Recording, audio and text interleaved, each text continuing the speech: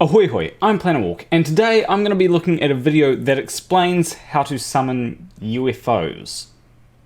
Now I'm pretty sure that all that you need to do to summon UFOs is Naruto run, but apparently there's another way, so... Hold on. Ahoy hoy? Hello, SEAL Team 6, member number 4. Hey, I have a name. My apologies, guy who looks good in sunglasses.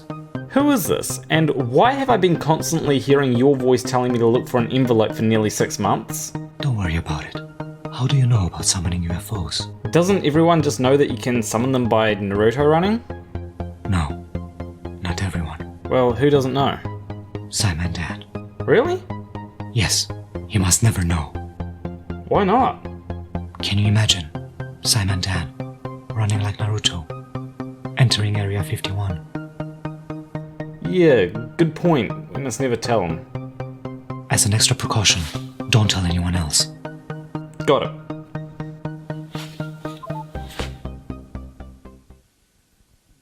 Once more, the people are safe.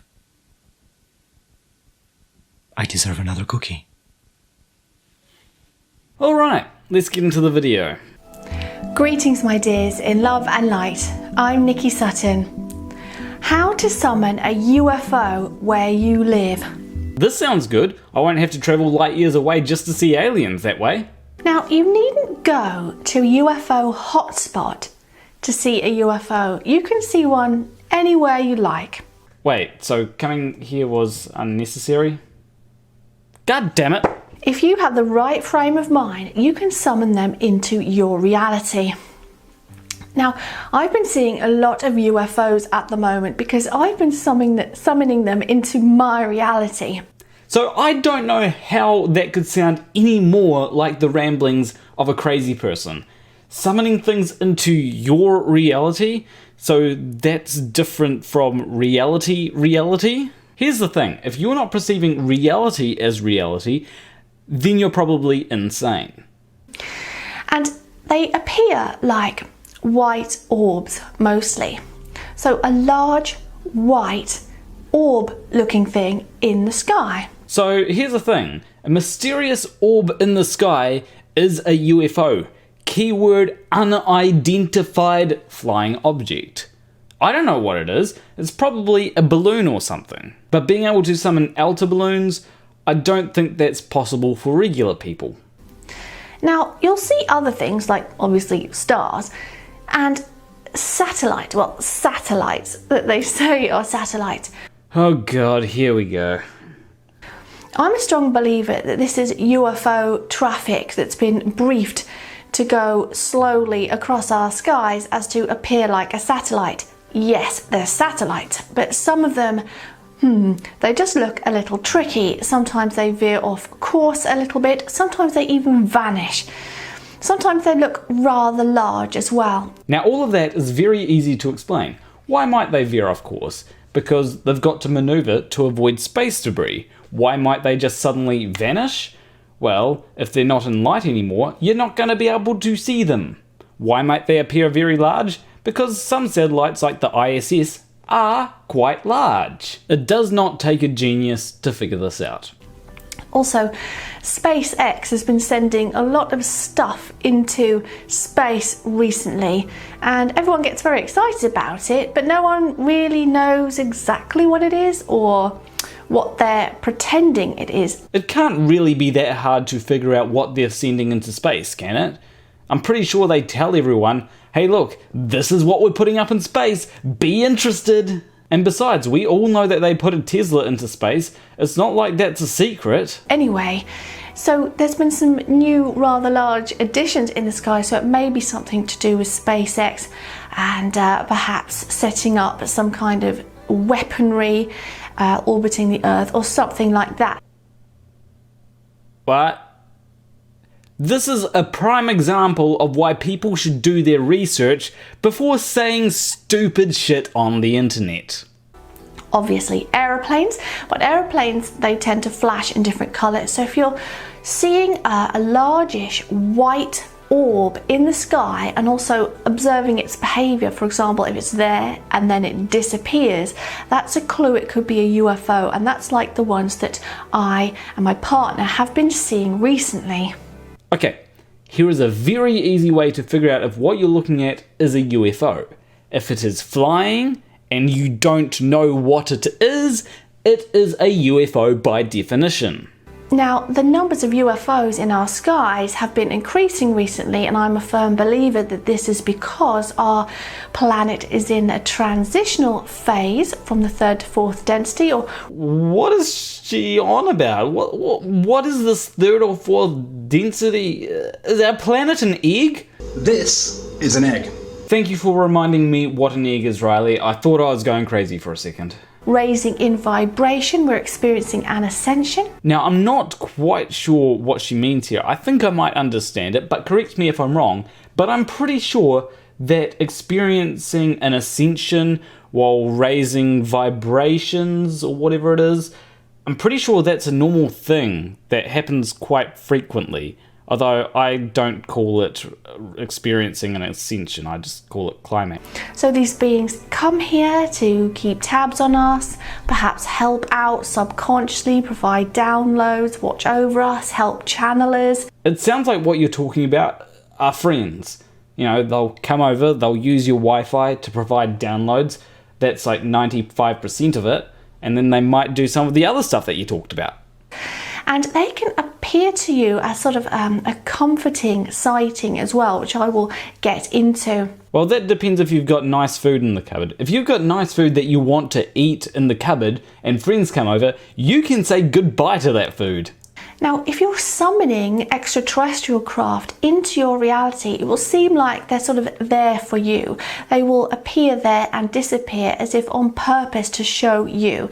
If it's a human craft, then it will be going by or something like that. It's not likely to be appearing just there for you. It probably has some other agenda anyway. My question is, why would aliens appear just because someone wants them to appear? That's kind of self-centered, isn't it?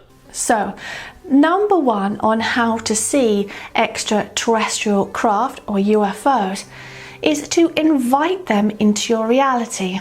Well, aliens are welcome to come by any time and take me off of this planet. At least then I wouldn't have to deal with flat earthers.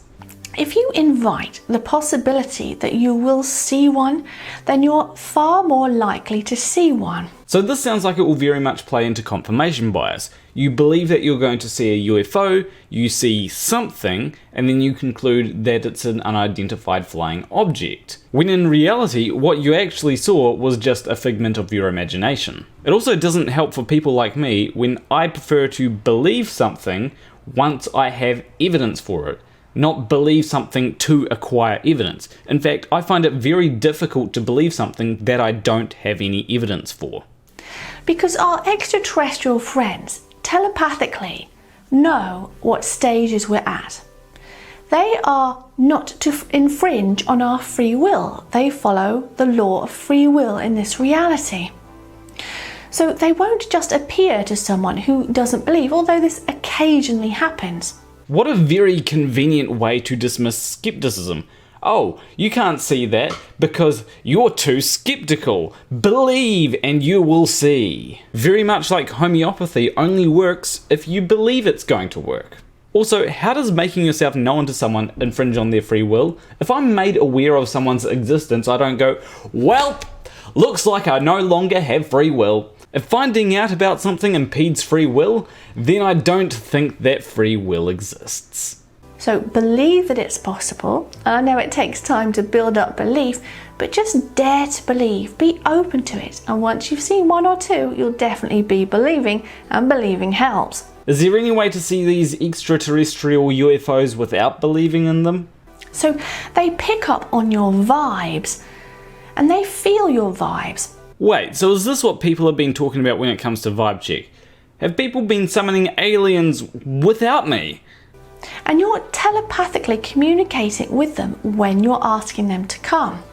When you're inviting them into your reality, they can sense that. They have ultimate access to the unified field, the Akashic records and the mass consciousness. So I'm just wondering here if this video supplies any mayonnaise, you know, to go with that word salad that we just listened to. What even is the unified field supposed to mean? I will give you that it sounds cool though.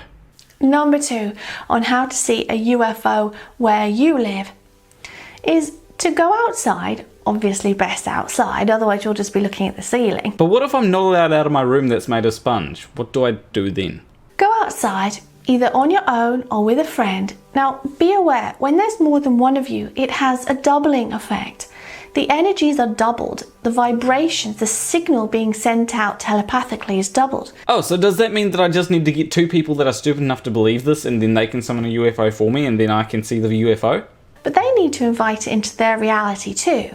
Otherwise it's going to be a blocker for you. Alright, no skepticism. Time to give up my high IQ skepticism because otherwise I miss out on a whole lot of cool stuff like UFOs. But what this sounds like is it just purely sounds like an excuse to dismiss people that are skeptical by saying, well, if you're skeptical then you're not going to see it, so therefore your point about being skeptical is invalid. This pretty much makes your claim unfalsifiable because if you go ahead and test it and don't see anything, well, you're just being too skeptical. And know that some of these UFOs are actually guides of yours who may not be physically incarnate in this reality. Oh, so basically hallucinations then. But can phase in and out of this reality. So does that mean that your hallucinations are high IQ skeptics? We all know that they can phase in and out of existence, right? It's a bit like having spirit companions and yet they're from another place or another origin within the universe, within this galaxy or what have you. Are you sure you don't just have imaginary friends? Because that is what it sounds like. Right, so step 1 is to meditate outdoors if you like, or you can start off indoors. But didn't you say earlier that if you're indoors you won't be able to see any UFOs? Meditate for about 20 minutes. Now it's important to meditate because you're lowering your brainwaves to that of the alpha state. And in this state, the conscious mind interferes less in what you're doing. It's not questioning so much, it's not getting so excited. But if you're not questioning what you're seeing, isn't it possible that you may think that you've summoned a UFO when in fact it was just a satellite or a plane or something? Focus on the breath. When thoughts come, just gently see them come and go. Don't think, because thinking is bad. Just see, I'm achieving it already. And then you go outside, or if you're already outside, just peer up at the sky. Wait, so you're not actually meant to see the UFOs while meditating? I must have been doing it wrong then. That's the last time I meditate with Flat Earth Aussie Jesus then. Look up at the sky. You can choose one point if you like, or you can look around a little bit, whichever. Well, that's good that I can look around a bit, because otherwise my ADHD would stop me from ever seeing UFOs. And then speak to them within your mind. And if you're with a friend, it's best to agree what you're going to say. Okay, talk to yourself. Got it. Invite them in love and light. And send out that thought to them.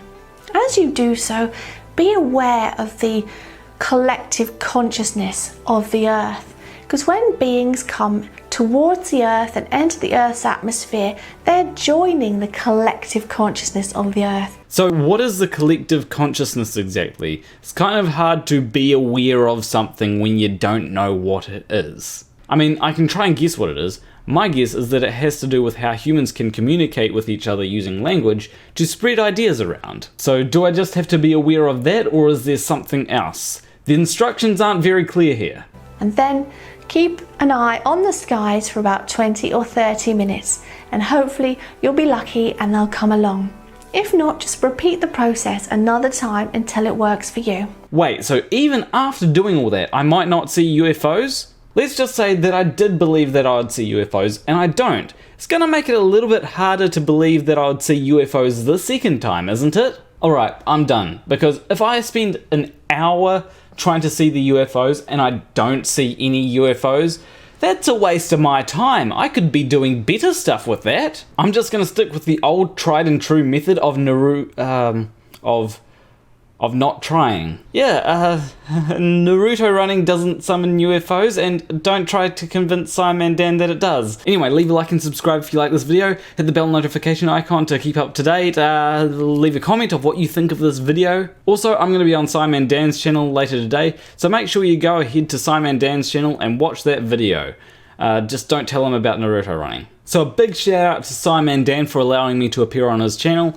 And also a big shout out to my $20 or more patrons, TheSunExpress, What Jesus, Fight the Flat Earth, Holmes, Hugh Jarsz, M.C.Nutkin, Wolfie, Stringer News 1, Ashpanash, Reynolds, Curvy New Yorker, OneTrueChaos, and Syssiphus. If you want to support me financially, you can do so on Patreon, link will be in the description. But anyway, I will see you in the next video. Between you and me, thank you for watching.